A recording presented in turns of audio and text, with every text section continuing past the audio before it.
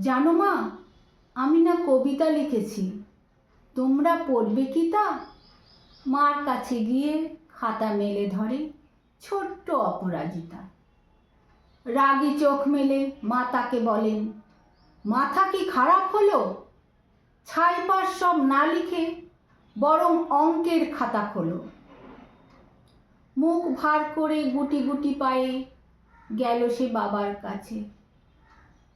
কবিতা লিখেছি, ও বাবা, তোমার দেখার সময় আছে? মুখটি না তুলে বললেন বাবা, কবিতা লিখেছ? বেশ, পড়ব তো বটে, আগে খবরের কাগজটা করি শেষ। অগত্যা গেল দিদিটির কাছে, বলল সে, দিদি আয়, দেখ না কেমন ছবিটা এঁকেছি ছোট্ট এ কবিতায়। দিদির দু চোখে টিভি পর্দার ঝলমলে রোশনাই। বলল, কবিতা তুই লিখেছিস? কবিতা না ওটা ছাই। অপরাজিতার চোখ ছলছল, বুকে কান্নার ঢেউ। তার লেখা এই প্রথম কবিতা দেখলো না পড়ে কেউ।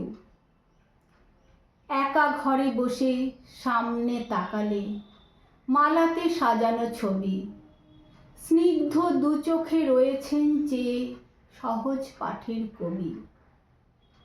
কবিতার খাতা মেলে সে ধরল, ঠোঁট দুটো থর থর।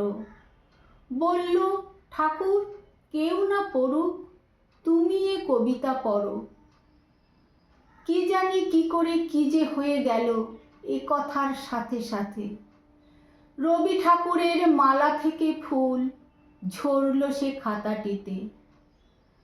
মনে হলো তার সামনে দাঁড়িয়ে বুঝি রবীন্দ্রনাথ, মাথার ওপর রাখলেন তাঁর আদর মাখানো হাত।